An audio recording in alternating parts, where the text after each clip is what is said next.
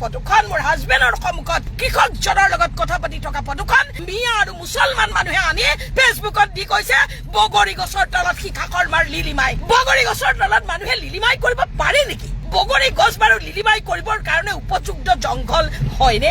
আপোনালোকে ইমান তললৈ নামি গৈছে। আমাৰ মা দুৰ্গাক প্ৰেগনেণ্ট হোৱা ফটো আপোনালোকে ফেচবুকত প্ৰচলন কৰিছে। মা দুৰ্গা হাতত ত্ৰিশূল লৈ আছে, মূৰত মুকুট পিন্ধি আছে। মা দুৰ্গাক আপোনালোকে এজন মুছলমান মানুহৰ দ্বাৰা সাবত মাৰি ধৰাই কৈছে যে মা দুৰ্গা প্ৰেগনেণ্ট। মোৰ ফেচবুকৰ পোষ্টৰ তলত ফটো আছে, চাই ল'ব। তেনেহ'লে আমাৰ মা দুৰ্গাক আপোনালোকে প্ৰেগনেণ্ট বনাব পাৰে, আপোনালোকে মুছলিমৰ এজন ব্যক্তিৰ লগত সাবতাই ধৰি ফটো দিব পাৰে। আৰু আমাৰ হিৰণ হিন্দুৱে আপোনালোকৰ কোনোবা এজন মানুহৰ বিষয়ে, নবীৰ বিষয়ে তেওঁ নাই কোৱা। নবী শব্দটো তাত নায়েই। আৰু আমি বিশ্ব নবী হযৰত মুহাম্মদ সাল্লাল্লাহু আলাইহি ওয়াসাল্লামৰ নাম লওঁতে সন্মানেৰে লওঁ। প্ৰতিজন হিন্দুৱে হযৰত মুহাম্মদৰ নাম লওঁতে সন্মানেৰে লয়। কোনো হিন্দুৱে কেতিয়াও নবীক অপমান কৰা নাই আৰু নকৰে। অসমৰ এজন খিলঞ্জীয়া অসমীয়া হিৰেণ হিন্দু অসম নামেৰে তেওঁ ফেচবুক একাউণ্ট চলায়। আৰু আমি জানিবলৈ পোৱা মতে তেখেতৰ প্ৰকৃত নাম টংকে ডেকা। আৰু হিৰেণ হিন্দু অসমৰ লগত মোৰ ব্যক্তিগতভাৱে কোনো ধৰণৰ চিনাকি নাই আৰু তেওঁক মই আজিলৈকে ব্যক্তিগতভাৱে দেখাও নাই। কেৱল মাত্ৰ তেওঁৰ ফেচবুকত যিখিনি কথা বতৰা তেওঁ সেইখিনিয়ে আমাক আকৃষ্ট কৰে। কাৰণ মই যিহেতু এজন হিন্দু, গতিকে তেখেতো এজন হিন্দু আৰু হিন্দু হিচাপে হিন্দুসকলৰ প্ৰতি থাকিবলগীয়া তেওঁৰ দায়িত্ববোধ, সামাজিক চেতনা, হিন্দু ধৰ্মৰ লোকসকলক ভৱিষ্যত নিৰাপত্তাৰ খাতিৰত আৰু হিন্দু ধৰ্মৰ উত্তৰণৰ দিশত তেখেতে কৰিবলগীয়া যিখিনি কাম সেইখিনি তেখেতে সুচাৰুৰূপে পালন কৰি থকাৰ বাবেই হিৰেণ হিন্দু আমাৰ দৃষ্টিলৈ আহে। গতিকে এজন হিন্দু হিচাপে আন এজন হিন্দুৰ হৈ দুষাৰ কথা কবলৈ মই আহিছো। আচলতে হয়, মই যিহেতু হিন্দু, গতিকে মোৰ কাৰণে প্ৰতিজন হিন্দুৱেই মোৰ নিজৰ পৰিয়ালৰ ব্যক্তিৰ দৰে। মই জন্মসূত্ৰে হিন্দু আৰু মোৰ মৃত্যু হ'ব হিন্দুৰ ঘৰত। হিন্দুৰ চোতালৰ পৰা মোৰ মৃতদেহ যাব হিন্দুৰ শ্মশানলৈ আৰু সম্পূৰ্ণ হিন্দুৰ বৈদিক নীতি নিয়মেৰে মোৰ অন্ত্যেষ্টিক্ৰিয়া সমাধান হ'ব। গতিকে মই যিহেতু এগৰাকী প্ৰকৃত হিন্দু, কাৰণ মোৰ জন্ম হিন্দু, মোৰ বিবাহ হিন্দু আৰু মোৰ মৃত্যু হ'ব হিন্দুত, গতিকে মই হিন্দুত্বক ভাল পোৱাটো, হিন্দু মানুহখিনিক ভাল পোৱাটো মোৰ জন্মগত স্বভাৱ। এতিয়া কথা হ'ল, ভাৰত এখন হিন্দু ৰাষ্ট্ৰ। এই কথাটো যোনে যিমানেই বিৰোধ কৰক তাৰ কাম নাই, কোনো কাম নাই। কাৰণ ভাৰত হিন্দু ৰাষ্ট্ৰ আছিল, ভাৰত হিন্দু ৰাষ্ট্ৰ হয় আৰু ভাৰত অনন্তকাললৈ হিন্দু ৰাষ্ট্ৰ হৈ থাকিব। এতিয়া হিন্দু কি, সনাতন ধৰ্ম কি? পৃথিৱীৰ আটাইতকৈ প্ৰাচীন আৰু একমাত্ৰ ধৰ্মটোৱেই হৈছে সনাতন। পৃথিৱীত এটাই ধৰ্ম আছে, সেইটোৱে হৈছে সনাতন ধৰ্ম।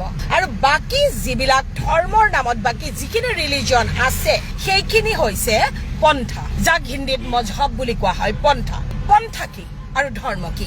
ধৰ্ম হ'ল মানুহৰ স্বাভাৱিক প্ৰক্ৰিয়া আৰু পন্থা হ'ল এজন মানুহে তেওঁৰ মতে, তেওঁৰ হিচাপত, তেওঁ বান্ধি দিয়া নীতি নিয়মত চলিবলৈ এখন সমাজক, একাংশ মানুহক বা এক বৃহৎ জনতাক আকৃষ্ট কৰি তেওঁৰ অনুৰাগী কৰি লৈ যোৱাটোৱেই হ'ল পন্থা। এতিয়া বহুতে ক'ব যে কিয় খ্ৰীষ্টান ধৰ্ম আছে, ইছলাম ধৰ্ম আছে, বৌদ্ধ ধৰ্ম আছে, জৈন ধৰ্ম আছে, বিভিন্ন ধৰ্ম আছে, কিন্তু আমি যদি ধৰ্মৰ ডেফিনেশ্যন চাবলৈ যাওঁ সেইবিলাক আচলতে ধৰ্মৰ শাৰীত নপৰে। ধৰ্ম কেৱল সনাতন। এতিয়া বহুতে ক'ব যে তেওঁ হিন্দু যে সেইটো কাৰণে তেওঁ সনাতনকহে ধৰ্ম বুলি কৈছে। একচুৱেলি এইটো কথা নহয়। প্ৰকৃত কথাটো হ'ল ধৰ্ম বস্তুটোৱেই হৈছে স্বভাৱজাত। ধৰ্ম, গৰুৱে ঘাঁহ খায় সেইটো তেওঁৰ ধৰ্ম, মহে যুঁজ কৰে সেইটো মহৰ ধৰ্ম, হাতীয়ে জংঘলৰ ডাঙৰ ডাঙৰ কাঠ চাহ আনিব পাৰে সেইটো হাতীৰ ধৰ্ম, বাঘে চিকাৰ কৰি খায় সেইটো বাঘৰ ধৰ্ম, মানুহে কৰ্ম কৰে, মানুহে শিক্ষা দীক্ষা লয়, মানুহে সমাজ পাতি বাস কৰে সেইটো মানুহৰ ধৰ্ম। মই ধৰ্ম শব্দটোৰ অৰ্থ বুজাবলৈ গৈহে এইখিনি কথা কৈছো। ধৰ্ম হ'ল যিটো স্বভাৱজাত প্ৰক্ৰিয়া, সেইটোৱে হ'ল ধৰ্ম। আৰু মজহব বা পন্থা বা ৰিলিজন সেইটো হ'ল কোনোবাই এজন মানুহে এটা বৃহৎ জনগোষ্ঠীক হওক বা এটা ক্ষুদ্ৰ জনগোষ্ঠীক হওক এটা নিৰ্দিষ্ট নীতি নিয়মৰ মাজেৰে যে তুমি এইটোৱেই কৰিব লাগিব, তুমি এইটোৱেই কৰিব লাগিব, এনেকৈ কৰিব লাগিব, তুমি এই যিটো নীতি নিয়মৰ মাজেদি তেওঁ চলাই লৈ যায় যে তুমি মোৰ ধৰ্মটোহে পালন কৰিব লাগিব, তুমি এইদৰেহে ধৰ্ম পালন কৰিব লাগিব, নহলে নহব, সেইটোৱেই হ'ল পন্থা। মানে মানুহজনে যিটো পথ দেখুৱাই সেই পন্থাটোৰে যেতিয়া অনুগামীসকলে গতি কৰে সেইটোক কয় পন্থা। কিন্তু তেখেতসকলে নিজৰ নিজৰ পন্থাটোকে ধৰ্ম বুলি কয়, কবই, তাত আমাৰ আপত্তি কৰিবলগীয়া একো নাই। কিন্তু আমি নামানো এতিয়া মই যদি এটা উদাহৰণ দিওঁ ইছলাম ধৰ্ম বিশ্বনবী হযৰত মুহাম্মদ সাল্লাল্লাহু আলাইহি ওয়াসাল্লাম বিশ্বত 56খন দেশ বিয়পি থকা বৃহৎ অনুৰাগীক যিটো পন্থাৰে তেখেতে লৈ গৈছে হযৰত মুহাম্মদৰ যিখিনি কথাত এক বৃহৎ জনগোষ্ঠী আকৃষ্ট হৈ তেওঁৰ পন্থাটো অৱলম্বন কৰি তেওঁ শিকাই দিয়া মতে ধৰ্মীয় নীতি নিয়ম পালন কৰিছে তেওঁলোকক আমি ৰেসপেক্ট কৰো আৰু তেওঁলোকে যিটো পন্থাক ধৰ্ম বুলি কৈছে তেওঁলোকে কওক আমাৰ কোনো আপত্তি নাই আমি তেওঁলোকৰ ধৰ্মীয় অনুভূতিক ৰেসপেক্ট কৰো কিন্তু আমি কেতিয়াও সেইটোক ধৰ্ম বুলি নকওঁ ধৰ্ম হবলৈ হলে ধৰ্ম কোনেও সৃষ্টি কৰিব নোৱাৰিব এতিয়া মহান ধৰ্মগুৰু যীশু খ্ৰীষ্ট তেখেতে এটা পন্থা উলিয়াইছে সেই পন্থাটোৰে খ্ৰীষ্টিয়ানসকল গৈছে বিশ্বৰ আটাইতকৈ বেছি জনসংখ্যা থকা ধৰ্মটোৱেই হ'ল খ্ৰীষ্টিয়ান এতিয়া খ্ৰীষ্টিয়ানসকলে যীশু খ্ৰীষ্টৰ মাৰ্গদৰ্শনেৰে আগবাঢ়িছে সেই মাৰ্গদৰ্শনত তেওঁলোকে ঈশ্বৰ বিচাৰি পাইছে তাত আমাৰ ক'বলগীয়া একো নাই আমি ৰেসপেক্ট কৰো কিন্তু আমি খ্ৰীষ্টানক ধৰ্ম বুলি নামানো আমি কেৱল সনাতনকে ধৰ্ম বুলি মানো আমি খ্ৰীষ্টানটো এটা যীশু খ্ৰীষ্টৰ পন্থা মজহব বুলি আমি সন্মান কৰো ঠিক তেনেদৰে বৌদ্ধ ধৰ্ম একেই কথা কাৰণ বুদ্ধদেৱ এজন ব্যক্তিয়ে এটা পন্থা অৱলম্বন কৰি গ'ল তেওঁ নীতি নিয়ম বান্ধি দিলে তেওঁ মন্ত্ৰ বনালে সেই গৌতম বুদ্ধৰ পন্থাটোক এছাম মানুহে আঁকোৱালি ললে সেইখিনিও আমি সন্মান কৰো কিন্তু সেয়া কেতিয়াও ধৰ্ম নহয় সেয়া পন্থা মানে বুদ্ধদেৱৰ পন্থাৰে তেওঁলোক গতি কৰিছে ঈশ্বৰত বিচাৰি পাইছে তেওঁলোকৰ সেই ধৰ্মীয় অনুভূতিক আমি সন্মান কৰো ঠিক তেনেদৰে মহাবীৰ জৈনে যিটো পদ্ধতি ক'লে জৈনে যিটো মাৰ্গদৰ্শন দিলে মহাবীৰ জৈনে এই মহান ধৰ্মীয় গুৰুজনাৰ মাৰ্গদৰ্শনত যিখিনি জৈন সম্প্ৰদায়ৰ মানুহ আগবাঢ়ি গৈ ঈশ্বৰক উপাসনা কৰিছে ঈশ্বৰক বিচাৰি পাইছে মনৰ শান্তি বিচাৰি পাইছে তেখেতসকলৰ ধৰ্মীয় অনুভূতিক আমি সন্মান কৰো কিন্তু আমি বাৰে বাৰে কম জৈন কেতিয়াও এটা ধৰ্ম হ'ব নোৱাৰে এটা পন্থা এতিয়া যদি কয় যে সনাতন ধৰ্মটোনো কেনেকৈ ধৰ্ম হ'ল এটা সনাতন ধৰ্ম কোনে আৱিষ্কাৰ কৰিলে যেনেকে ইছলাম ধৰ্মৰ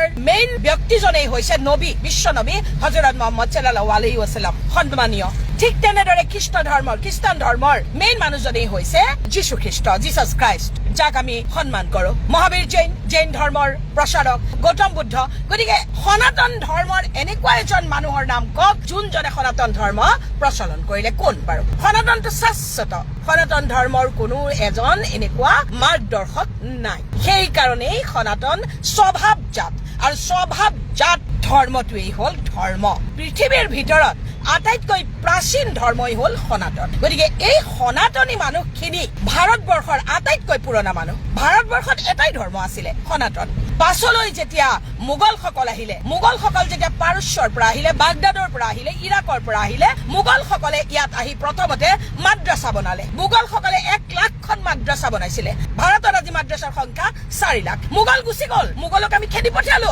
কিন্তু আমি মাদ্ৰাছা ভাঙিব নোৱাৰিলো মাদ্ৰাছা ৰৈ গ'ল ইয়াত মোগলে অনা ধৰ্মৰ প্ৰচাৰ কৰিবলৈ মোগল অহাৰ সময়তো কিন্তু ইয়াত সনাতন ধৰ্ম আছিলে তাৰপিছত ব্ৰিটিছ আহিলে ব্ৰিটিছে খ্ৰীষ্টান ধৰ্ম আনিলে ব্ৰিটিছ অহাৰ সময়তো কিন্তু ভাৰতত সনাতন আছিলে গতিকে ভাৰতৰ এটা প্ৰাচীন ধৰ্মৰ মানুহখিনিক বাৰে বাৰে আক্ৰমণ কৰা হৈছে কিয় হিৰেন হিন্দুৰ কথালৈ অহাৰ আগতে অৰ্ণমাই বৰা আৰু অলেখ হিন্দুৰ মৃত্যু হৈ গৈছে সেইখিনিলে আমি নাযাওঁ কিন্তু সিদিনা নগাঁৱৰ মৰিকলঙৰ চিকিৎসক পত্নী ৰূপৰেখা শইকীয়া ঘৰৰ ভিতৰত মুছলমানে কাটি হত্যা কৰিলে কিয় ৰূপৰেখাৰ দোষ কি ঠিক আছে সিদিনা মাধুৰ্য বাটত আগচি ধৰি মুছলমানে কাটি হত্যা কৰিলে কিয় এই কথাখিনিৰ প্ৰতিবাদ কৰিবলৈ যাওঁতে মানুহৰ প্ৰতিবাদৰ ভংগী বিভিন্ন হ'ব পাৰে এতিয়া মই যেনেকৈ কথা কম অন্য এজন মানুহে তেনেকৈ কথা নকবও পাৰে মই হয়তো 10টা কথা আনি চিন্তা কৰি বেলেগ ধৰণে এটা উপস্থাপন কৰিম অন্য 10জন মানুহে তেওঁলোকৰ নিজৰ মতে উপস্থাপন কৰিব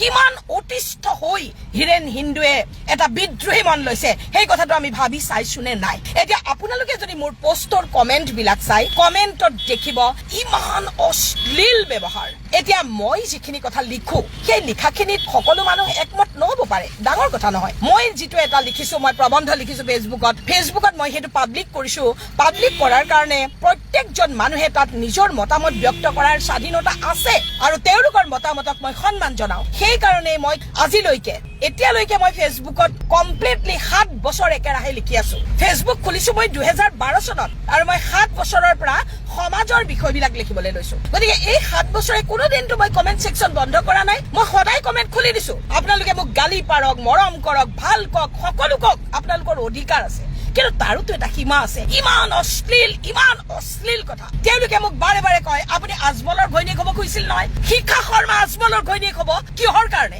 শিক্ষা শৰ্মাৰ এজন হাজবেণ্ড আছে, তেওঁ এজন ইঞ্জিনিয়াৰ, তেওঁ অসম ইঞ্জিনিয়াৰিং কলেজৰ পৰা মেকানিকেল ইঞ্জিনিয়াৰিঙত বিটেক ডিগ্ৰী লৈছে, তেওঁ মুম্বাই IITৰ পৰা ইণ্ডাষ্ট্ৰিয়েল মেনেজমেণ্টত MBA কৰিছে। শিক্ষা শৰ্মাৰ 3টা সন্তান আছে। শিক্ষা শৰ্মাৰ দেউতাক এজন চিকিৎসক, মাক এজনী স্কুলৰ শিক্ষয়িত্ৰী আছিলে। তেনেকুৱা পৰিয়ালৰ মানুহে আজমলৰ নিচিনা এজন মানুহক এই বয়সত, শিক্ষা শৰ্মা এজনী সৰু ছোৱালী নহয়, এই বয়সত শিক্ষা শৰ্মাই আজমলক বিয়া কৰাম বুলি ক'ব? এই ঘৃণনীয় কথাটোৰে আপোনালোকে মোক ফেক পোষ্ট বনাই আপোনালোকে মোক আক্ৰমণ কৰি আছে প্ৰতিটো পোষ্টত। আপোনালোকৰ মিয়া অঞ্চললৈ গৈ মই আপোনালোকৰ খেতি বাতিৰ সম্পৰ্কে অসমৰ মানুহক লাইভ কৰিছিলো যে চাওক মিয়াই এপল বগৰী কৰিছে। 2022 চনত মই মানকাছাৰলৈ গৈছিলো, হাতচিকিমাৰীত মই এপল বগৰী প্ৰথমবাৰৰ কাৰণে দেখিছিলো। আপেল বগৰী তেতিয়া অসমত আপেল বগৰীৰ খেতি কৰা হোৱা নাছিল, আৰু সেই তাৰ পৰা মই আপেল বগৰীৰ লাইভ কৰি কৃষকজনক ওচৰত লৈ ফটো তুলি মই অসমৰ ৰাইজক কৈছিলো, এটা প্ৰবন্ধ লিখিছিলো যে বাৰীৰে বগৰী বুটলি।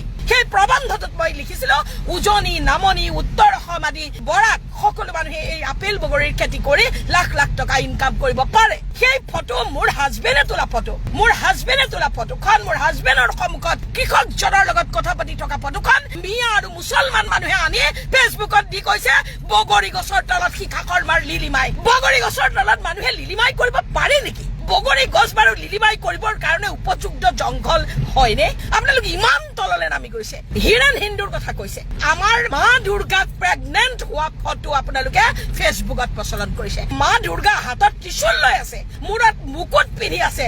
মা দুৰ্গাক আপোনালোকে এজন মুছলমান মানুহৰ দ্বাৰা সাবত মাৰি ধৰাই কৈছে যে মা দুৰ্গা প্ৰেগনেন্ট। মোৰ ফেচবুকৰ পোষ্টৰ তলত ফটো আছে, চাই ল'ব। তেনেহলে আমাৰ মা দুৰ্গাক আপোনালোকে প্ৰেগনেন্ট বনাব পাৰে, আপোনালোকে মুছলিমৰ এজন ব্যক্তিৰ লগত সাবতাই ধৰি ফটো দিব পাৰে, আৰু আমাৰ হিৰেণ হিন্দুৱে আপোনালোকৰ কোনোবা এজন মানুহৰ বিষয়ে, নবীৰ বিষয়ে তেওঁ নাই কোৱা। নবী শব্দটো তাত নায়েই, আৰু আমি বিশ্ব নবী হযৰত মুহাম্মদ সাল্লাল্লাহু আলাইহি ওয়াসাল্লামৰ নাম লওঁতে সন্মানেৰে লওঁ। প্ৰতিজন হিন্দুৱে হযৰত মুহাম্মদৰ নাম লওঁতে সন্মানেৰে লয়। কোনো হিন্দুৱে কেতিয়াও নবীক অপমান কৰা নাই আৰু নকৰে।